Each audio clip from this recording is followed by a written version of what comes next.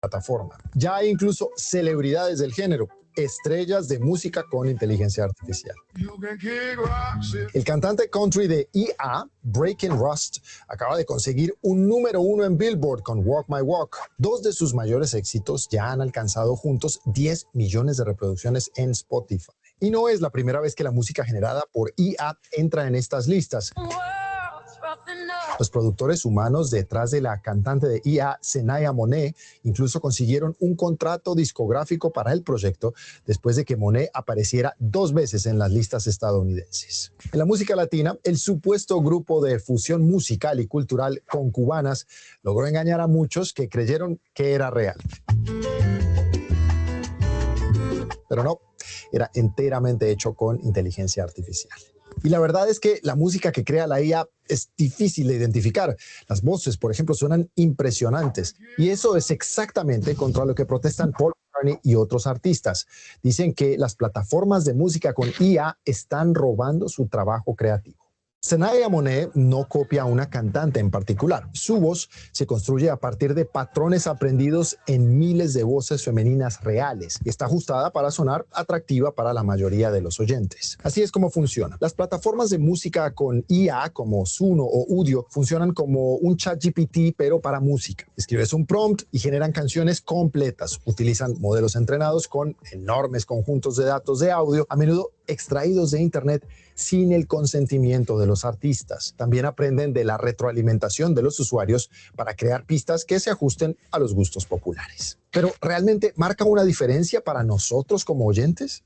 Un estudio reciente mostró que el 97% de los participantes no fue capaz de distinguir música creada por IA de pistas creadas por humanos. Sin embargo, el 51% afirmó creer que el uso de la IA en la producción musical podría llevar a música genérica, y podrían tener razón. En muchos casos, las pistas hechas por inteligencia artificial carecen de la profundidad emocional del arte humano. Servirían más bien para la sala de espera de un consultorio médico. Ahora, eso no significa que buenos productores con visión y habilidades para hacer prompts no puedan generar música con IA que sea conmovedora. Pero el volumen masivo de canciones hechas por IA puede saturar las plataformas y enterrar música de calidad en medio del mar de contenido genérico. Muchos expertos aseguran que los algoritmos pueden favorecer pistas de IA formuladas para maximizar el engagement, reduciendo la diversidad y la creatividad en la plataforma. Entonces, ¿seguimos necesitando la creatividad humana? Algunos artistas confían en que el elemento humano en la música prevalecerá. En su reciente álbum, Lux, la estrella pop española Rosalía canta en 13 idiomas. Podría haber usado inteligencia artificial para que sonara auténtico. De hecho, eso fue lo que hizo el actor Adrien Brody para mejorar su acento húngaro en la película The Brutalist, y hasta ganó un Oscar por ello. Rosalía lo consideró, pero decidió no hacerlo. Por eso, muchos medios han descrito el nuevo álbum de la española como un contrapunto a la tendencia de la inteligencia artificial en una era de música algorítmica. Rick Beato, creador de contenido y crítico musical estadounidense, advierte sobre la pérdida de la originalidad en la industria. La música es, dice él, demasiado fácil de hacer y demasiado fácil de consumir. Se convirtió en un proceso de fábrica. Según Beato, la producción actual prioriza la eficiencia y el negocio. Por eso, los músicos que están empezando y quieren apostarle a la creatividad deberían ser priorizados por las plataformas de streaming, ¿no? Quizás sea este el momento para que toda la industria cambie. ¿Y ustedes qué piensan? ¿Puede haber un uso correcto de la IA en la música que permita estimular la creatividad y apoyar los nuevos talentos de la industria musical? Esperamos sus comentarios.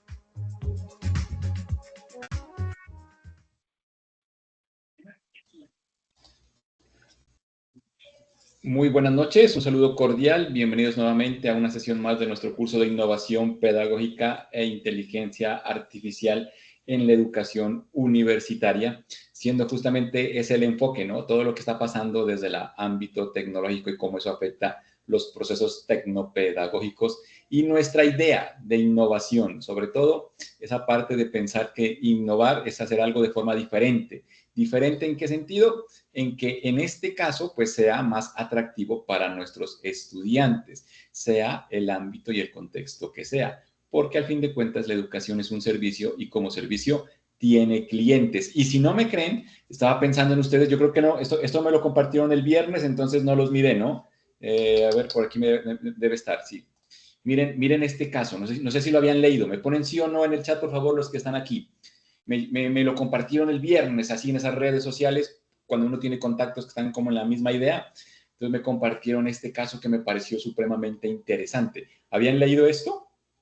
Es una noticia, ¿no? Profesor fue despedido de la Universidad de Bogotá tras cuestionar tesis escrita con inteligencia artificial.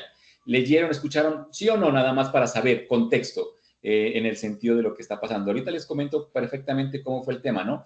Pero póngale atención a estas cosas, porque es supremamente importante en este sentido de lo que yo les vengo promocionando, esto de la innovación. Es que es una palabra compleja y bien compleja, ¿no? Miren, en cuanto me llegó me puse a leer, a averiguar más y el tema es el siguiente, porque lo primero, la gente pensó que era por un tema de plagio, ¿no? Y no es ese el punto raíz aquí.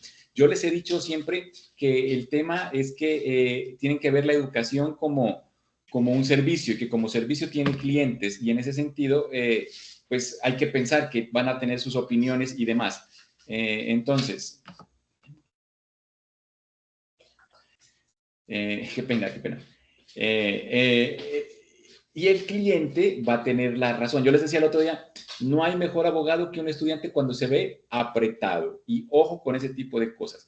Sucede, este es un caso de una tesis doctoral, porque me puse a leer. Lo que dicen en la noticia es que la estudiante presentó su tesis y uno de los jurados se negó a calificar con 5 su trabajo porque a su entendimiento había utilizado inteligencia artificial y en ese sentido no podía darle la nota de 5.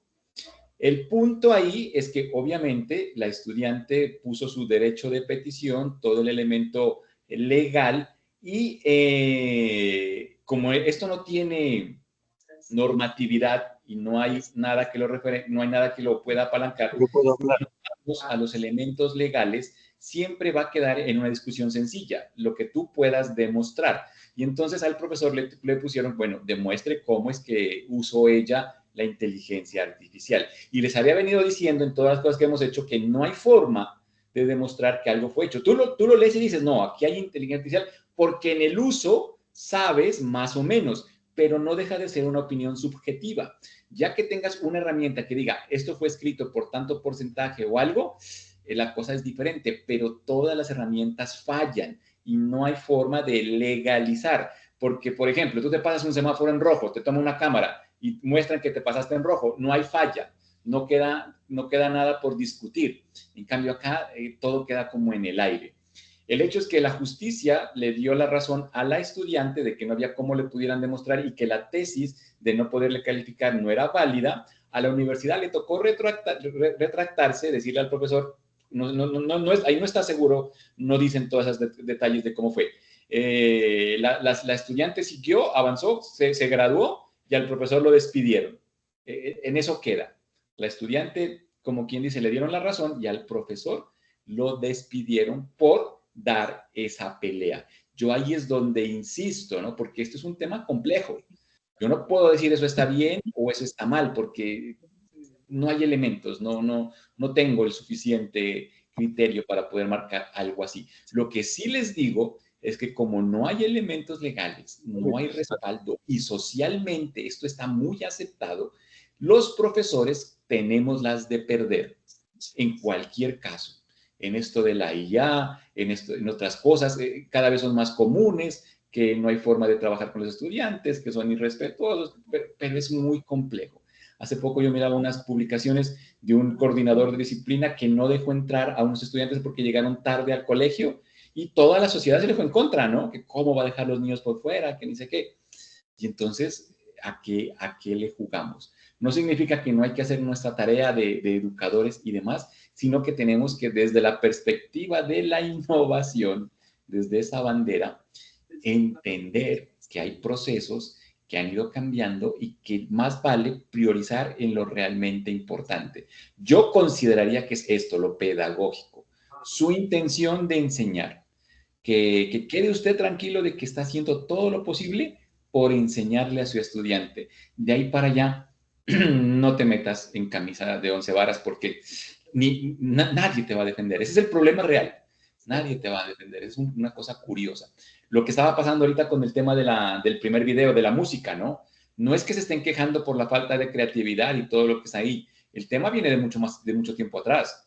Es un tema económico, porque con la IA se están viendo perjudicados en los ingresos, varios aspectos. Por ejemplo, los modelos de negocio modernos, Spotify y demás, le pagan al autor por cierta cantidad de reproducciones. Si tu música no se reproduce tantas veces, entonces pues no recibes casi que nada. Que inclusive los artistas humanos se quejan de esos modelos, los que son menos conocidos, porque a ellos nunca les toca casi que nada. Hay un documental en Netflix, ¿no? Que salió hace como 3 años de cómo funciona Spotify. El tema es que Spotify fue más allá. El año pasado recibieron una demanda por empezar a utilizar música creada por inteligencia artificial para colocarla en la plataforma, a tratar de hacerla popular, impulsar más la música con IA. ¿Para qué? Para no tener que pagar regalías a los autores de canciones. Es decir, si una persona escucha 10 canciones y si de esas 10 canciones son 10 artistas diferentes, a cada artista le toca un porcentaje de lo que es ahí el negocio. Si esas 10 canciones no fueran de artistas, sino de IA creados por los mismos Spotify, pues se quedan con todo. Y ahí es donde viene el tema. Por eso siempre es un problema humano, ¿no? Esa mentalidad capitalista de todo para mí. Y esa es la tendencia ahora, que se dan cuenta de los problemas en ese recibimiento. Las películas, las canciones para películas, para bandas sonoras, para muchas cosas ya no se hacen con artistas humanos, sino que se están haciendo con ella para ahorrarse ese costo. Y entonces va como en esa perspectiva. Los profesores también estamos siendo cuestionados si somos necesarios o no, o si un asistente nos puede reemplazar. Y hay universidades que lo están haciendo. Estuve en una capacitación la semana anterior, porque me gusta meterme en el tema, y hablaban justamente de ese tema. Y apareció un término muy interesante. Ay, ¿por qué soy de tan mala memoria? El tema va por la ética, pero lo medían legalmente, no legalmente no, lo medían económicamente por algo que se llama la repercusión en la imagen de la empresa. Cómo el uso de la IA en un tiempo cercano o futuro va a hacer que las personas confíen menos en esa empresa y obviamente el valor de la misma va a caer drásticamente. ¿Qué es lo que le está pasando ahorita a Amazon, por ejemplo? Que es una gran multinacional, la de entregas de paquetes y demás, que empezó a reemplazar a su planta, pero que por esas circunstancias ha comenzado a sufrir una cierta bueno, una cierta repercusión por parte del público que la utiliza. A futuro puede ser que llegue a ser como más nocivo, ¿no? Y están trabajando desde esa perspectiva. Y entonces habrá que ver qué pasa. Es todo un mundo variante, cambiante. Por eso prepararnos para este tipo de cosas es bien importante. Lo voy a dejar ahí porque si no se me va la charla para otro lado. Voy a retomar en donde nos quedamos la clase anterior. Estábamos hablando de nuestro plan de formación ya lo tenemos organizado, montado. Habíamos trabajado sobre el módulo 1, estrategia prospectiva e inteligencia competitiva, y habíamos planteado un resultado de aprendizaje para trabajarlo.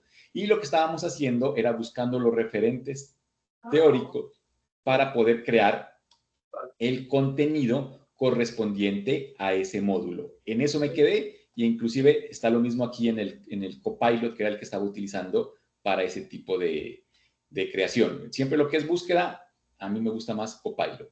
Hasta ahí vamos bien, es un buen resumen, ¿se acuerdan? ¿Tienen todos ahí su documento abierto? Un sí o un no en el chat para saber que vamos bien.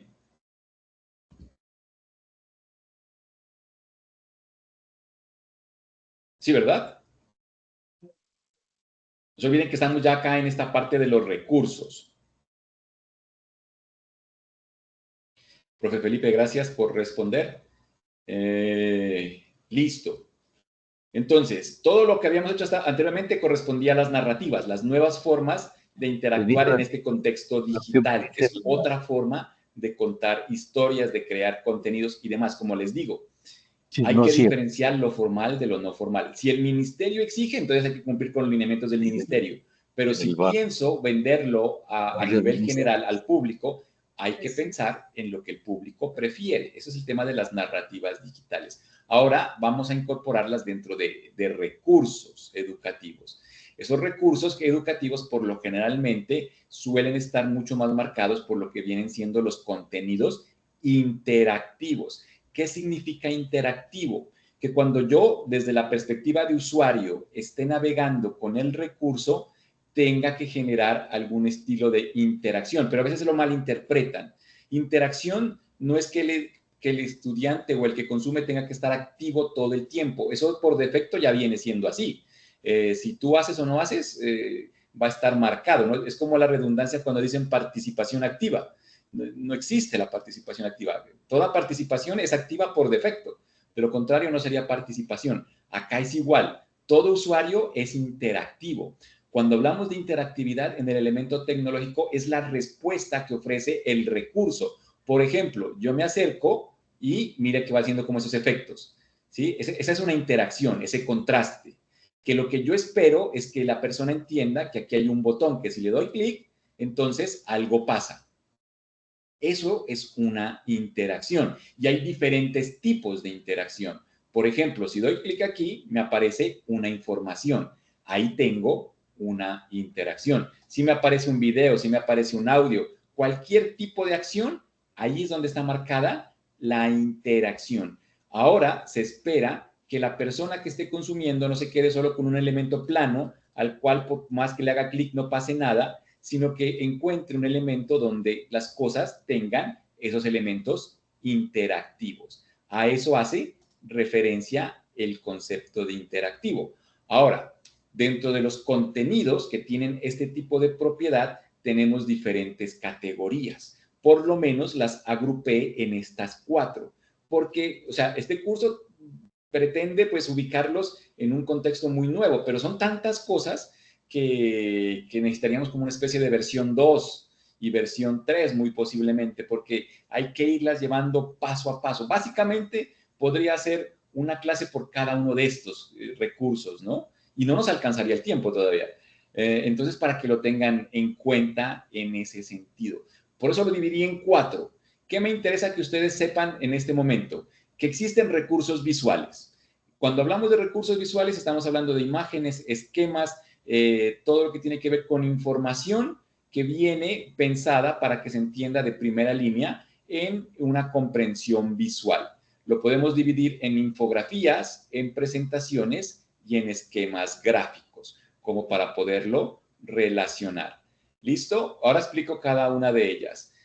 Recursos auditivos, todos aquellos que se van por el lado de lo que tiene que ver el sentido del audio. Muy trabajado en esta parte, pero muy específico. Conozco muy pocas personas que se dedican a esto. Sí tengo un caso particular que inclusive si tienen tiempo los invito a una conferencia el 20 de diciembre, eso es sábado, a las 9 de la mañana. Van a explicar justamente esta parte. Son unos recursos supremamente interesantes. Entiendan que este tipo de cosas no las hace una sola persona, eso es un equipo de trabajo, ¿no? Ahora con la IA de pronto se reduzca un poco menos, pero sí se requiere como estar muy metido en el tema. No significa que no puedan hacer, sino que tienen que separar la versión ideal de la versión posible que podamos nosotros entregar, ¿no? Entonces tampoco se vayan a condenar o se vayan a poner una meta muy alta cuando quieran crear un recurso educativo. Ahora les doy unos tips, pero como les digo, entiendan que es un proceso bastante complejo. Ahí entran los podcasts que están muy de moda en la actualidad, los videos, porque el video tiene el audio y video, pues ahí en su haber. El podcast también puede ser, ¿no? Solo sonoro o acompañado de lo visual. Y las narraciones digitales, donde te van contando historias a través de los efectos sonoros. Entonces, como que te vienen esas experiencias inmersivas, ¿no? Luego tenemos los recursos gamificados, actividades con dinámicas lúdicas que pues están pensadas en motivar o reforzar, que cumplen con el elemento de la gamificación. ¿Qué vendría siendo eso? La gamificación es una estrategia pedagógica que busca utilizar elementos que generalmente trae el juego para enganchar a una persona, pero con un proceso de aprendizaje. ¿Qué tipo de elementos? Son varios. Por lo menos tenemos el tema de los retos, de los puntos, de los niveles, del avatar, del premio, que tiene que ser para una sola persona, no puede ser para todos, y por ahí va, como en ese tipo de efectos. ¿Qué tenemos en estos recursos? Los cuestionarios, los retos digitales y los escape rooms, que también son como muy utilizados en la actualidad, aunque no tienen a veces siempre el efecto deseado. Y luego están los recursos colaborativos, herramientas digitales que permiten construir de manera colectiva y crítica conocimiento, o sea, todos al mismo tiempo aportando su granito de arena a una consecución final. Ahí aparecen los famosos muros virtuales, los documentos compartidos y las wikis. Entonces, van generando como ese tipo de circunstancias. Si me voy por las infografías interactivas, entonces como todo esto es visual, síntesis gráfica de información compleja, útiles para explicar procesos, comparar, hacer resúmenes visuales. Entonces, una infografía, pero al ponerle el elemento interactivo es que no quede plano, ¿no? Por ejemplo, esto es una infografía interactiva. Está agrupada la información y cuando doy clic, me sale más información que también tiene que ser a su vez sintética y acorde a lo que se esté trabajando. Eso es una infografía interactiva. De paso, aquí les voy a dejar también los recursos con los cuales se pueden crear. Mire, se puede hacer en Canva, se puede hacer en Pictoshare, se puede hacer en esa herramienta que se llama Visme para que las tengan en cuenta y las puedan trabajar. Yo pensé que les había puesto el enlace. Presentaciones dinámicas. Entonces, en este sentido ya hablamos de diapositivas, o sea, un espacio un poquito más grande de trabajo en el cual también se presenta información, pero ya se utilizan elementos propios de la interactividad como los enlaces, los efectos, la multimedia, o sea, el uso de audio y video en una navegación que no necesariamente es lineal.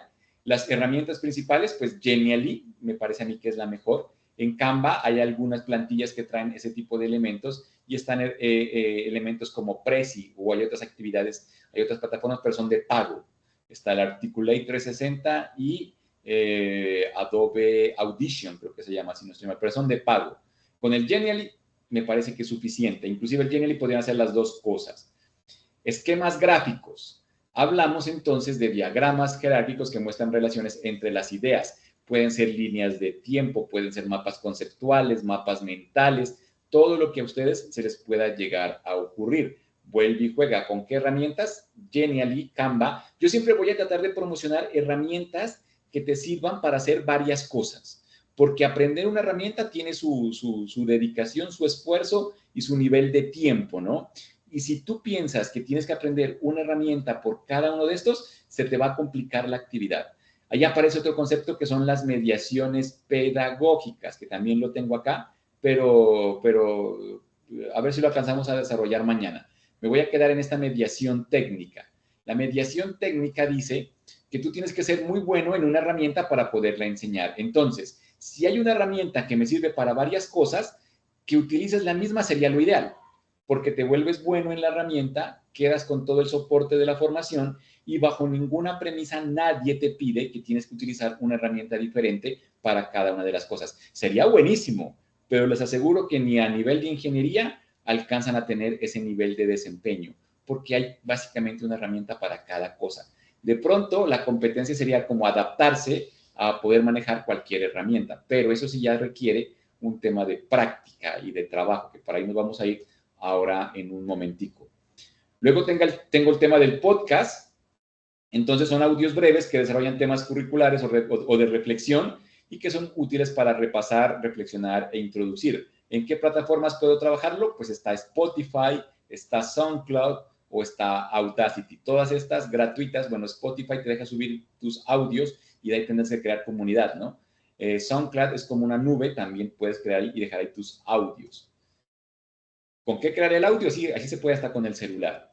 Videos explicativos, entonces este es un elemento muy importante en la educación de hoy, casi que todo se hace a través de videos tipo tutorial inclusive, los cuales pueden ser grabados por el docente y compartidos, ¿no? A través de redes o algún tipo de elemento de plataforma digital.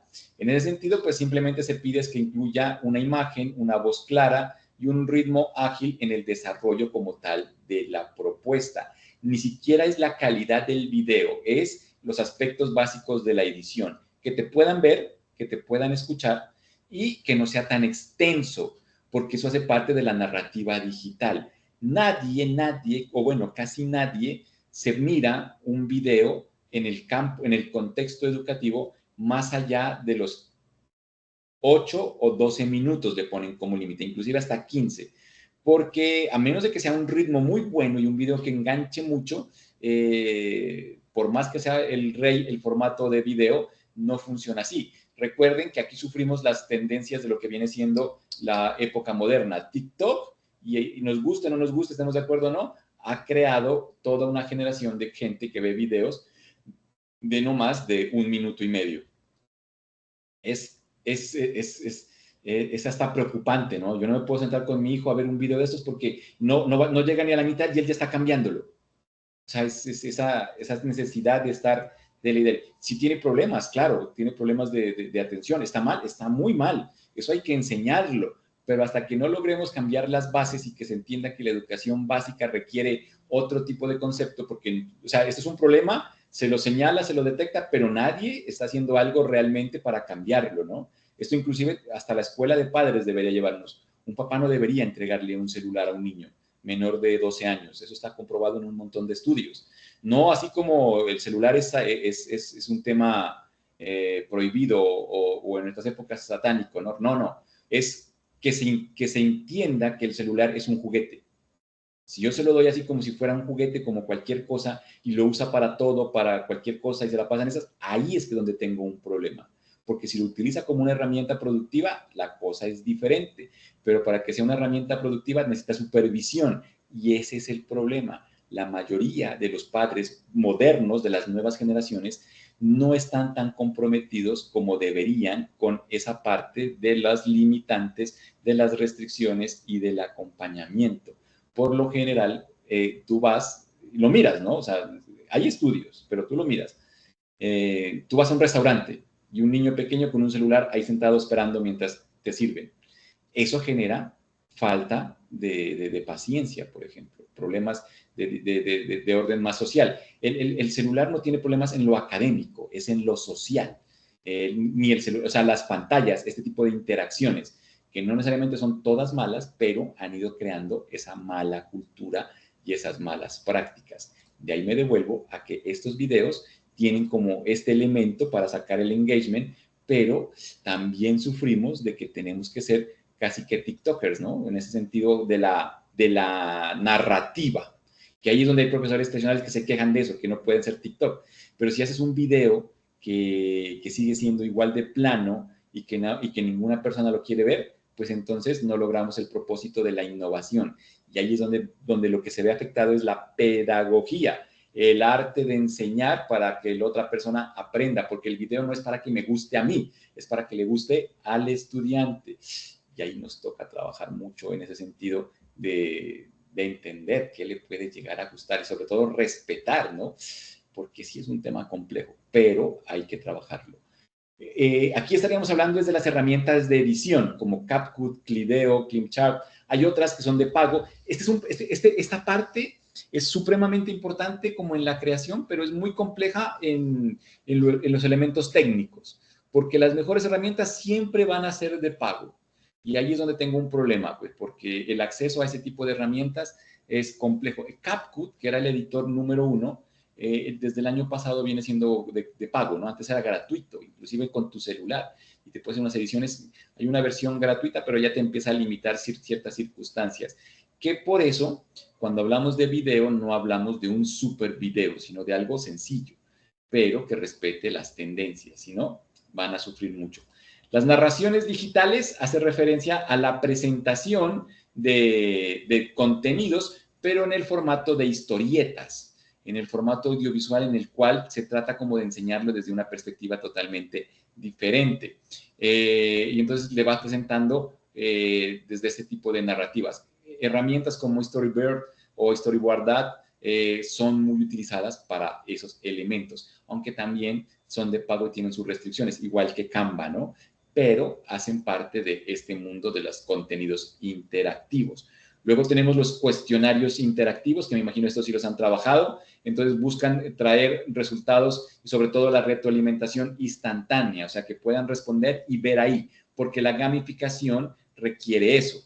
de que los puntajes, de que las estadísticas, de que ese elemento interacción sea mucho más alto.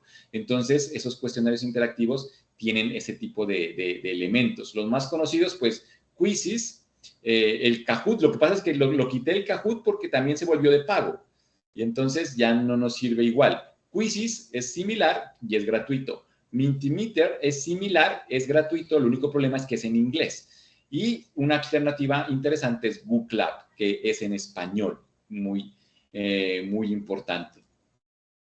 Si de pronto alguna herramienta o algo no, me colocan en el chat, ¿vale? Porque yo asumo que hay cosas que de pronto no son tan nuevas y podría estarme equivocando. Retos digitales. Hace referencia a que tú pones en función de la actividad algún tipo de desafío para que el estudiante vaya realizando y en ese sentido esté el elemento interactivo, como las pistas o la carrera de, ¿cómo es que se llama esto? De investigación, donde tienen que ir resolviendo acertijos y demás. Entonces, tratar como de crear una ruta un poco más lúdica. ¿Qué herramientas? Kahoot, Padlet. Hoy en día, donde más se hace esto es en las redes sociales.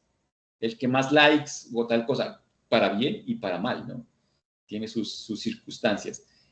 Si no, si no conocen muchas herramientas, en las siguientes clases busco la manera de acercarlos por lo menos a lo básico de cada herramienta, ¿vale? Luego tenemos los recursos colaborativos, los muros digitales. Aquí sí el rey es Padlet, donde yo a través de este tipo de espacios colaborativos puedo reunir la opinión de varias personas y en ese sentido ir construyendo un recurso final como si fuera un portafolio.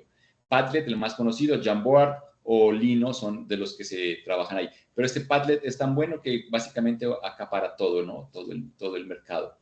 Documentos compartidos a través de lo que vienen siendo las experiencias de Google o de Microsoft 365, donde en sus herramientas de productividad como texto, hojas de cálculo, presentaciones, blogs, varias personas pueden colaborar en la creación.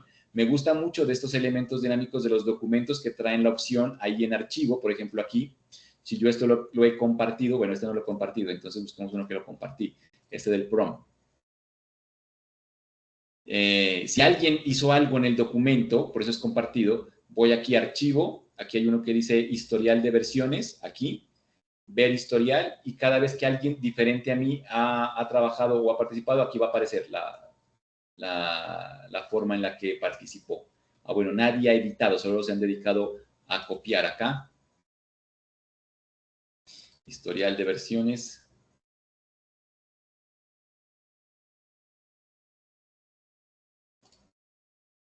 No, tampoco. Y miren qué tan interesante que es que suponiendo que se dañara una versión, yo puedo restaurarla, ¿no? Puedo decirle aquí, restaura esta versión y puedo volver siempre a algún punto base.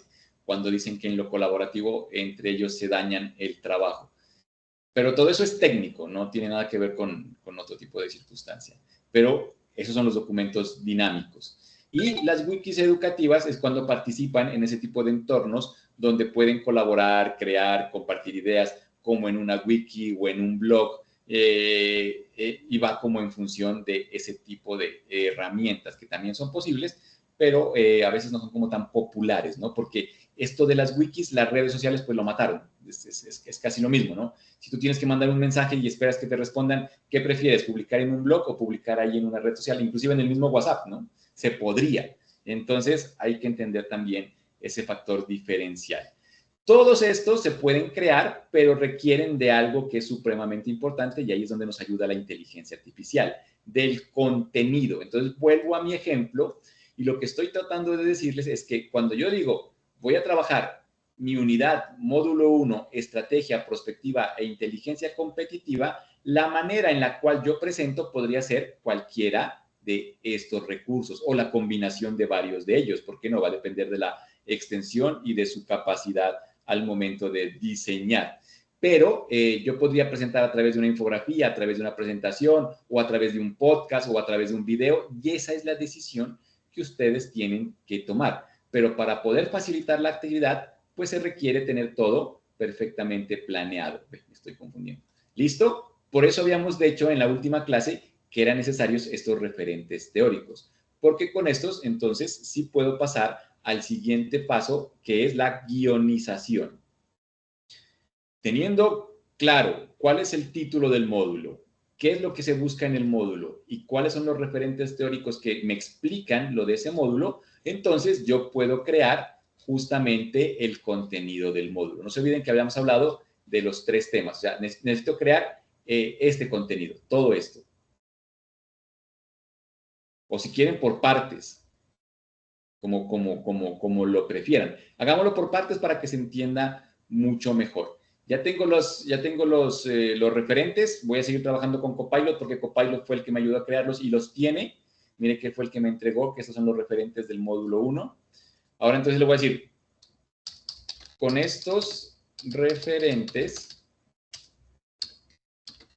vamos a crear el guión de los contenidos para los temas de la unidad del módulo. ¿Estás listo? Le voy a colocar. Y si requieren, también pongámoslo acá.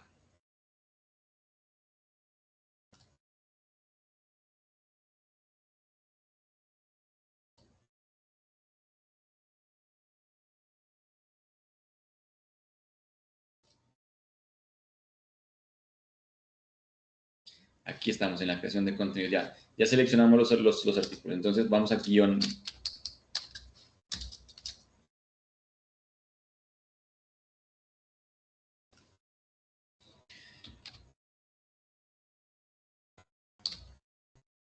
No se olviden que yo lo hago así, es siempre para ir controlando lo que me entrega la IA.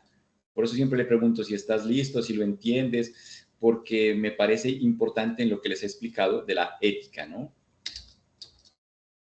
Ahora, hay que darle parámetros para crear el desarrollo de este tema. Yo necesito que explique qué son los fundamentos, cuáles son las herramientas y cuáles son las aplicaciones, pero que esa explicación obedezca a la narrativa digital, que sea concreta, que no se le quede nada por fuera y que sea muy pedagógica. ¿Qué significa que sea muy pedagógica? Que se preocupe por enseñar. ¿Eso qué significa? Búscale estrategias, por ejemplo, valga la redundancia, un ejemplo, una analogía, un caso de uso, algo que le dé más elementos y que no se quede solo en lo teórico, porque esos elementos son los que le van a dar engagement al contenido final.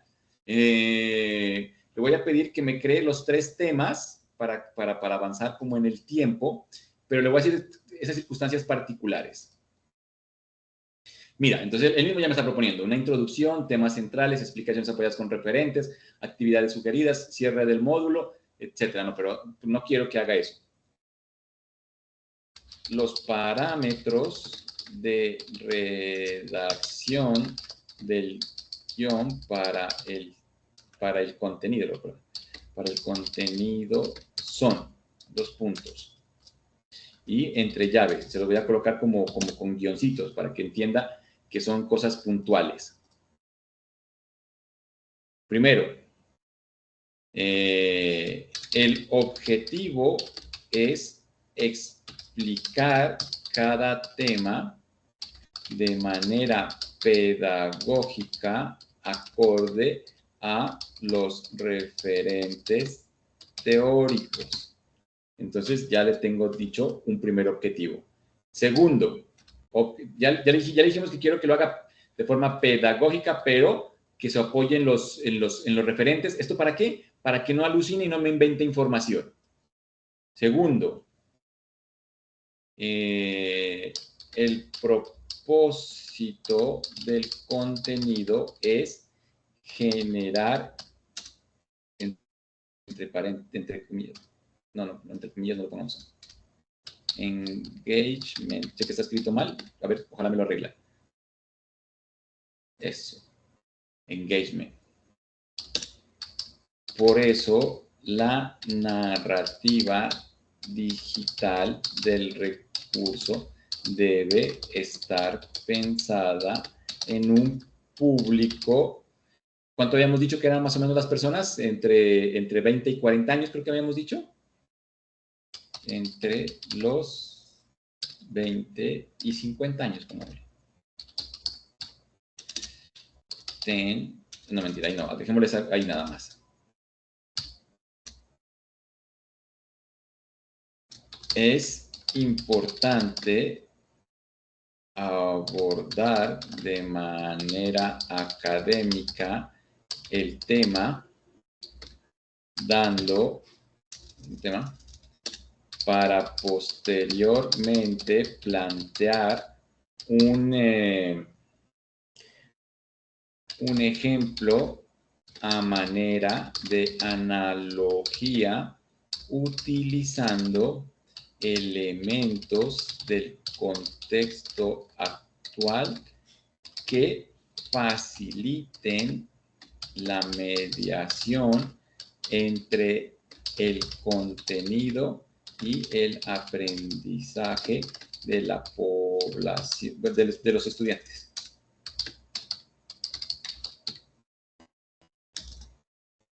Le estoy diciendo que me explique de las dos formas, que me haga una explicación académica, pero que ahí mismo le meta elementos un poquito más informales, ¿no? Una analogía es comparar con algo que sea como del entorno de la persona. Algo clave. En total, el módulo 1 no puede tener más de... Generalmente le suelen poner límite a las hojas.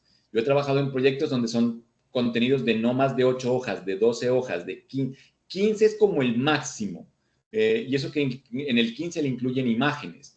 Porque el microlearning, el aprendizaje a la medida que se utiliza hoy en día, va así, muy al grano, muy puntual. Entonces, no nos sirve un módulo muy extenso.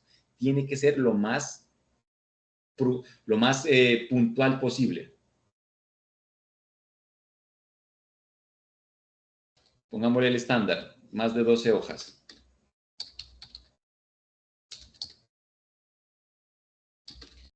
Eso significa que debemos ser muy... me olvidé la palabra, se les acaba de decir, me olvidé. Muy concretos. Pero sin que se dejen por fuera los aspectos clave del tema. Y esta me la aprendí ahora en un proyecto. Yo no sé si, yo creo que les conté, ¿no? Que me metí a un proyecto solo para ver qué es lo que están haciendo. Y entonces ponen eso. Ningún tema o unidad debe empezar con un mensaje de bienvenida al curso o módulo. Siempre se inicia planteando el contexto o importancia del tema en la actualidad y se desarrollan los temas. Esto, pero no es que sea camisa de fuerza, ¿no? A mí lo que me interesa que de pronto se vea en un sentido pedagógico es que yo aquí configuro todos los parámetros y si he sabido enseñarles, la IA me ayuda. Entonces, si usted dice que lo que está aquí le quiere cambiar, le quiere agregar, le quiere modificar, hágalo, porque por eso les digo que lo más importante es la ingeniería del prompt. Ustedes son los ingenieros. Yo, en función de dar un ejemplo para ver cómo queda, es que estoy colocando esto. ¿Listo? Antes de comenzar, ¿entiendes los parámetros? O sea, no vayan a pensar que ya con esto pues es lo máximo. De ustedes va a depender y del contexto en el cual se quieran mover. Listo, les voy a copiar aquí en la hoja de los prompts por si lo van siguiendo, ¿no? Y aquí sí ya le digo que inicie.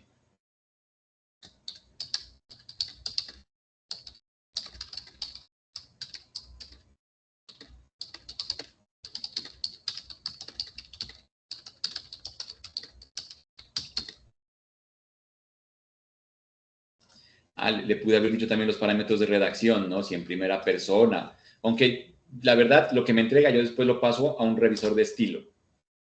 Porque no se olviden pensamiento algorítmico, dividan en varios actores. Ahora, estos titulitos, él me los va colocando para que yo sepa en qué punto van, pero no deberían ir en el guión, ¿no?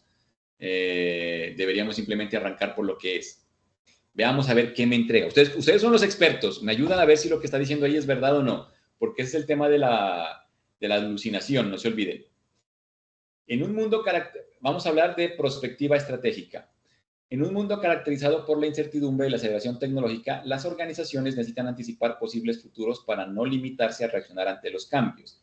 La prospectiva estratégica se convierte en una herramienta clave para visualizar escenarios y preparar respuestas adaptativas. Explicación académica. Según Ferrero Moreno y otros, en el 2023, la prospectiva estratégica permite construir escenarios de riesgo y oportunidad, integrando vigilancia competitiva y analítica avanzada. Guitarra Romero en el 2019 enfatiza que incluso las MIPYMES pueden beneficiarse de la prospectiva al identificar tendencias y diseñar estrategias adaptativas que aseguren sostenibilidad. Ahora, como ejemplo, la prospectiva estratégica funciona como una aplicación de mapas en tu celular. No solo te muestra una ruta actual, sino también posibles desvíos, tráfico o bloqueos. Así la organización puede decidir con antelación qué camino tomar para llegar a su destino. Actividad sugerida, lectura del artículo de USI 2018 y visualización del video de... pero los que tenemos ahí, para discutir cómo la prospectiva se aplica en... Bueno, esta parte de la actividad dejémosla para más adelante. Me ha hecho la explicación del tema, me lo hizo puntual, me lo hizo tal como le dije, tiene elementos académicos, pero no necesariamente tan quisquilloso, a menos que sea necesario. Ustedes como expertos, ¿les parece que este contenido está bien? ¿Cumple con el propósito de enseñar la prospectiva estratégica? Obviamente que son más cosas, ¿no? Pero en este punto el contenido tiene que acercarlo al conocimiento. Eso se interioriza después con la actividad. La actividad es supremamente importante, por eso se llaman actividades de aprendizaje.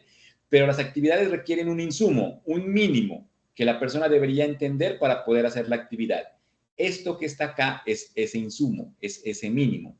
En ese sentido, hasta ahí, ¿logra lo que necesitamos o no? Porque no soy el experto en prospectiva estratégica, entonces no lo puedo determinar. Pero que como pedagogo me digan, ¿esto está bien? Sí, porque lo que les digo, yo pongo aquí prospectiva académica, le doy clic y aparecería ese texto y está el desarrollo y me cumple con los propósitos luego del elemento técnico.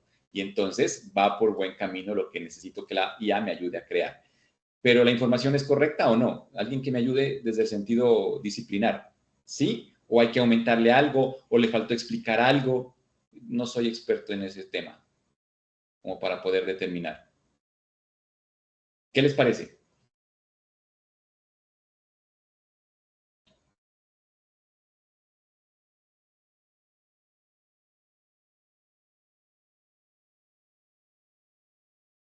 Un sí o un no, porque como le digo, no sabría.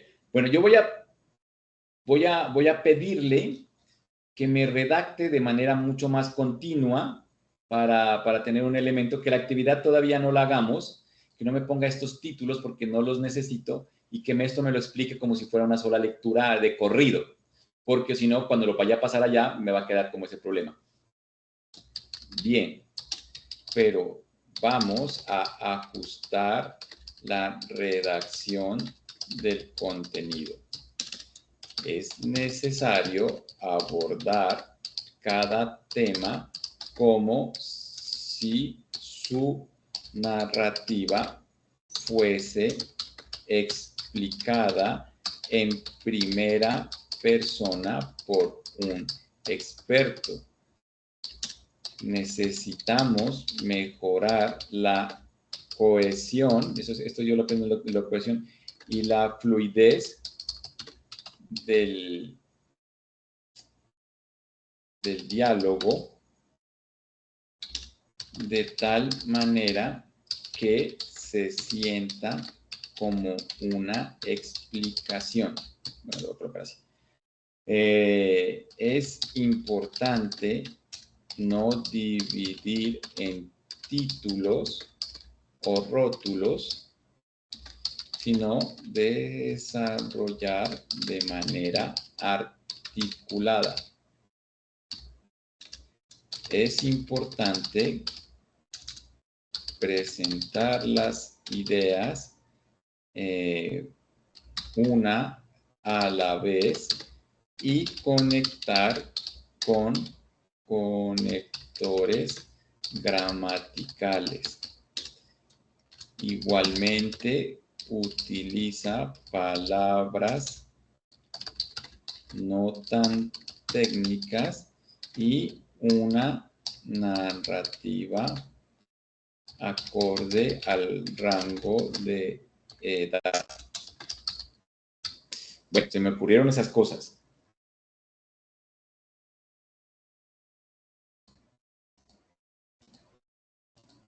Como les digo, o sea, aquí eso ya es de ustedes, no hay un elemento así puntual, camisa de fuerza, alineamiento, nada. Ya es el arte de hacer el prompt y de pedirle algo que sea relevante.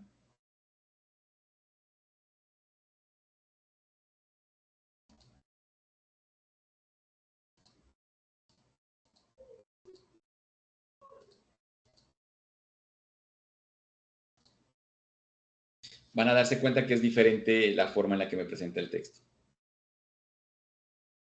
Ah, pero le dije que quitara los títulos, ¿no? Entonces después no me voy a saber dónde es.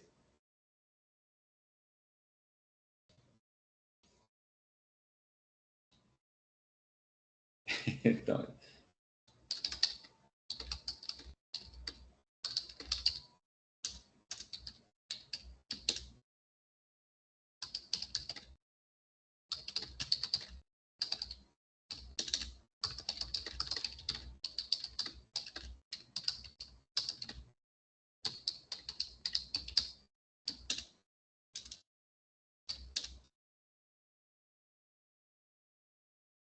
Eso.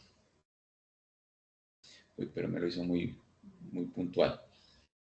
Prospectiva estratégica. Cuando pienso en la perspectiva estratégica, lo primero que me viene a la mente es la necesidad de anticiparnos a los cambios. No se trata de adivinar el futuro, sino de construir escenarios posibles que nos permitan tomar decisiones con mayor seguridad.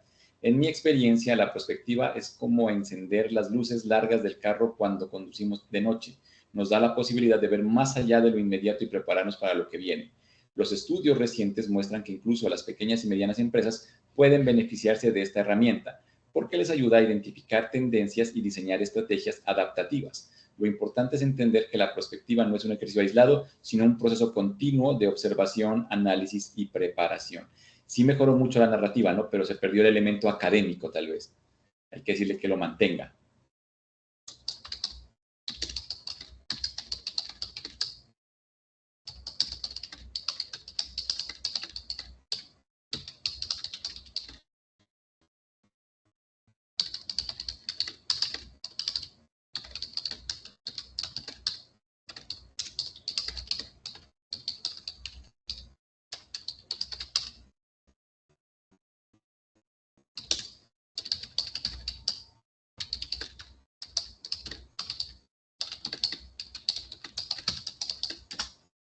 Se me ocurrió eso, de que señale puntos clave. Ahí sí ya, como digo, cada quien hasta que consiga, este me parece que está como mejor. La prospectiva estratégica se entiende como un proceso sistemático que permite anticipar escenarios futuros y preparar a las organizaciones para responder de manera adecuada. Ferro, Moreno y otros destacan que este enfoque integra vigilancia competitiva y analítica avanzada, lo que facilita identificar riesgos y oportunidades en mercados dinámicos. Guitarra Romero 2019 añade que incluso las pequeñas y medianas empresas pueden aplicar prospectiva para diseñar estrategias adaptativas que aseguren sostenibilidad. En términos académicos, la prospectiva no es un ejercicio aislado, sino un método continuo de observación, análisis y construcción de futuros posibles. Desde una perspectiva pedagógica podemos imaginar la prospectiva como una aplicación de mapas en el celular. No solo muestra la ruta actual, sino que advierte los posibles desvíos o bloqueos. Así, la organización puede decidir con antelación qué camino tomar para llegar a su destino. Puntos clave a tener en cuenta. La prospectiva no predice, construye escenarios posibles. Es útil tanto para grandes empresas como para mini pymes y se basa en la observación de tendencias y señales de cambio. Aquí creo que tengo algo mucho más desarrollado, aunque por ahí hay algunas cositas en la redacción que no me gustan, pero ya es como subjetivo de cada quien. Pero dentro de lo que es el desarrollo como tal del tema, me parece que ahí tenemos un buen principio, ¿verdad? ¿Podrían validarlo, por favor? Si está, bueno, lo voy a copiar acá para que nos quede más, ¿no?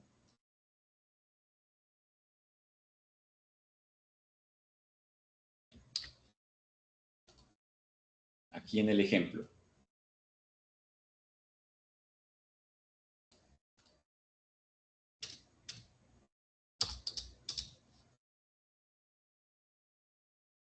Entonces,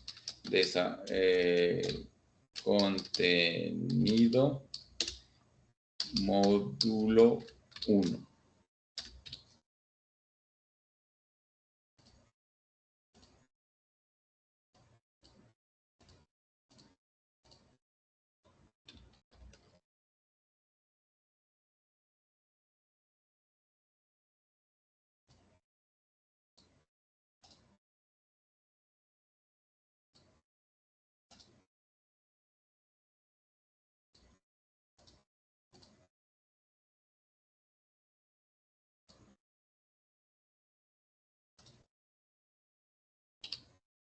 Bueno, no importa, pero ahí está. ¿Listo? Hoy sí los siento callados. ¿Estamos bien hasta ahí? ¿Se entiende lo que deberíamos hacer?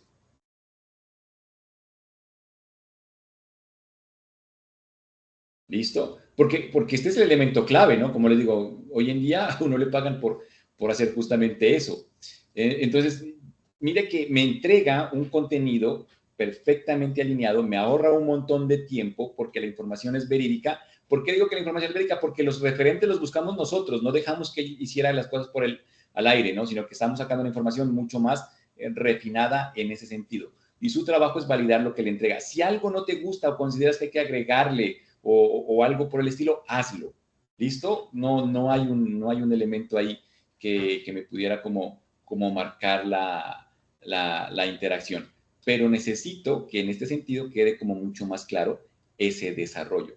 De ahí para allá, cualquier cosa va a ser susceptible de ajustes, de cambios a partir de los elementos tecnológicos. Pero en este punto sí es claro que usted diga, no, esto es lo que requiere la persona y que en ese sentido ya absolutamente nada vaya a quedar por fuera de la explicación, ¿correcto? Aquí es importante pues también hacer el ejercicio de la lectura. A ver, yo como que si fuera estudiante, porque puede pasar, como no tengo entendimiento, a ver si algo se me queda. La perspectiva estratégica se entiende como un proceso sistémico que permite anticipar escenarios futuros y preparar las naciones para responder de manera adecuada. Ya, no le veo problema. No hay cosas que se me queden por ahí como en el aire. Desde una perspectiva, esto no me gusta. En otras palabras, le colocaría yo,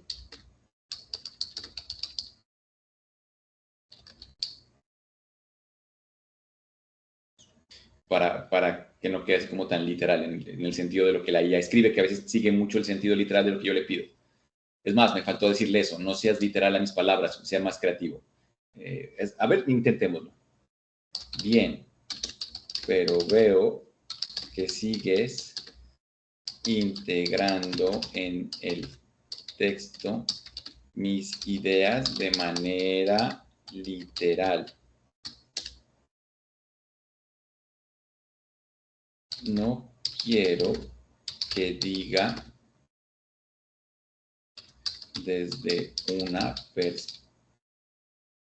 perspectiva pedagógica o en términos académicos. Solo te di contexto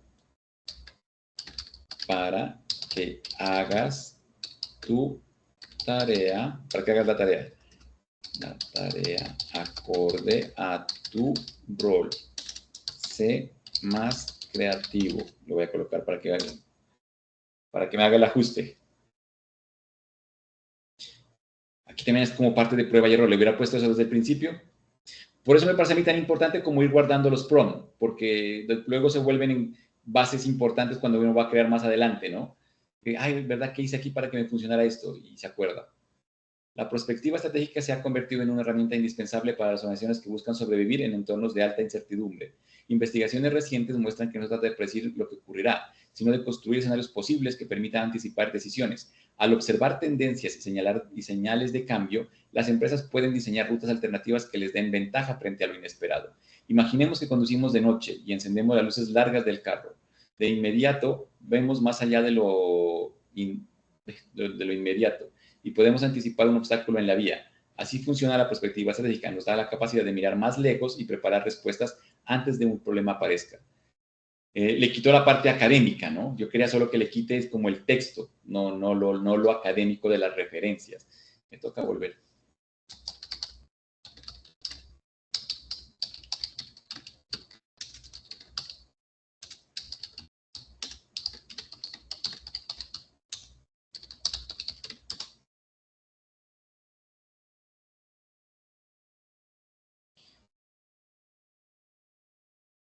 Eso, por aquí sí creo que logré lo que necesitaba. Cuando hablo, no, cuando hablamos. Tocaría decirle que hable en tercera persona, ¿no? Que la redacte. Cuando hablamos de prospectiva estratégica, siempre aclaro que no se trata de predecir el futuro, sino de construir escenarios posibles que nos permitan anticipar decisiones como señalan Ferro, Moreno, bueno, digámosle de una vez.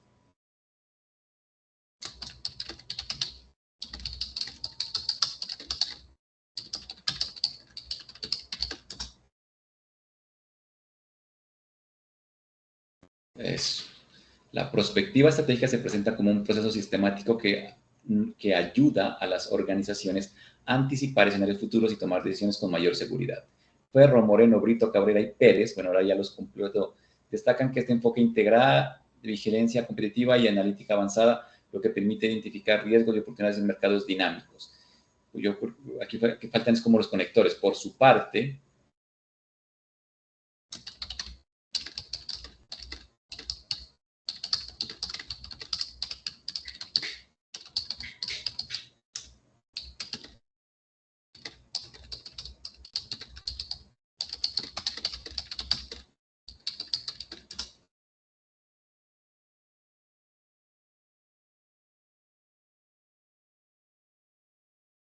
eso. La prospectiva estratégica se concibe como un proceso sistémico que ayuda a las organizaciones a anticipar escenarios futuros y tomar decisiones con mayor seguridad. En este sentido, Ferro, Moreno, Brito, Cabrera y Pérez señalan que la integración de vigilancia competitiva y analítica avanzada permite identificar riesgos y oportunidades de mercados dinámicos.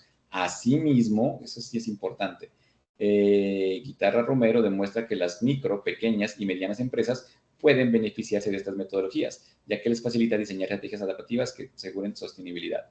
Para comprenderlo mejor, puede pensarse en la experiencia de conducir de noche con las luces largas encendidas, con las luces altas, tendríamos que adaptarlo al contexto nuestro. Tampoco es que me lo va a entregar perfecto la IA, ¿no? Pues es el trabajo como humano, pero pues hay que ir haciendo esos ajustes. Pero esto sí me gusta mucho más que lo anterior. Si voy a poner cierre del módulo, también debería haber una apertura del módulo. Pero como yo no lo pedí, entonces no le hago el cambio.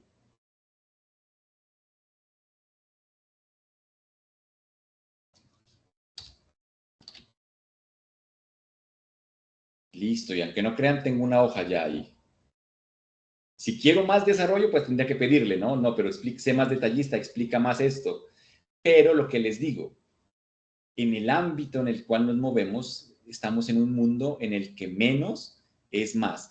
Esa es una decisión que tienen que tomar como programa en función de lo que van a ofrecer, ¿no? Porque si las personas dicen, no, pero mira, tan poquito, es todo un tema. Ahora, cuando esto se pase a un elemento interactivo, ahí la cosa sí va a fluir mucho más porque pues ya la tecnología ayuda a que se visualice de una forma mucho más particular. ¿Listo? Eso lo veríamos el día de mañana, aprovechando un poquito más la frescura de la jornada. Los siento callados, que es que ya van a ser las 9, ¿no? Siempre es un problema cuando es muy tarde. La cabeza no procesa lo que el cuerpo no aguanta, decían los jesuitas. Y me parece que es cierto. Ya en este punto llega un momento en el cual solemos no dar más. Pero hasta aquí se entiende, ¿no? Porque de ahí el módulo 2, el módulo 3 sería exactamente lo mismo. Y miren que tan solo una hora logramos desarrollar un contenido académicamente viable y aceptable dentro de esos entornos de lo que es lo pedagógico. Si fuese un artículo científico, la cosa cambia porque tiene otro tipo de elementos en la redacción y demás. Pero aquí estamos hablando de un recurso educativo, entonces hay que jugar con esas posibilidades. El objetivo siempre va a ser que sea fácil de entender por parte del estudiante. Por eso, a mí particularmente me gusta mucho esta parte del ejemplo como si fuera una analogía, porque ayuda a entender mucho mejor. Esto de los puntos clave lo puse como para poderle dar ese elemento de retroalimentación. El enlace del ejemplo, ya se lo voy a volver a compartir porque no lo tengo por ahí. Listo, ahí está, profe. ¿Correcto? Miren que si tuviéramos un proceso más normal, la tarea, por eso se llama actividad de aprendizajes, ahora ustedes hagan el módulo 2, módulo 3, y ahí yo vería si realmente tuve éxito o no en este tipo de cosas. Pero como estamos en un ambiente más informal, no se preocupen, pero los invito, ¿no? A que no se vayan a quedar solo con la charla, sino que tienen que irle probando, busquen si quieren acabar de desarrollar este contenido o algo de ustedes, pero no se olviden que esto es un tipo de arte que solo se aprende haciendo. O sea, ahí es donde realmente se adquiere la experticia. Mañana lo pasamos al elemento, por lo menos les muestro, y también hablamos de la parte de la evaluación, que es muy importante. Para el jueves, cerrar con las nuevas tendencias en recursos. Hablaríamos del video, del audio, pero como les digo, lo que se puede dentro de lo gratuito, porque lastimosamente hay muchas opciones y muy interesantes, pero todas son de pago. No se puede hacer absolutamente nada más desde lo gratuito, porque siempre viene como muy limitado. Pero por ahí vamos. ¿Listo? ¿Alguna duda, inquietud? ¿Algo por ahí que se me quede? ¿O por hoy fue lo suficientemente concreto?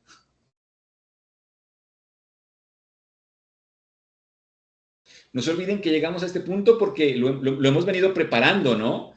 Por eso es que fue fácil decirle, haz el módulo porque ya tenía los referentes, ya tenía el diseño, ya tenía la competencia, ya estaba el resultado de aprendizaje. Sí ha sido un trabajo casi que de una semana, ¿no? En ese sentido. No vayan a pensar que es una sola cosa, es todo alineado. Bueno, listo. Bueno, entonces, nos vemos mañana a las 7 normal, como siempre veníamos trabajando, para pasar a la otra parte, ¿no? Como les digo.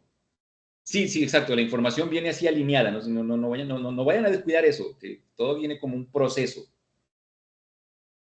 Bueno, sí, feliz resto de noche. Que esté muy bien. Hasta mañana.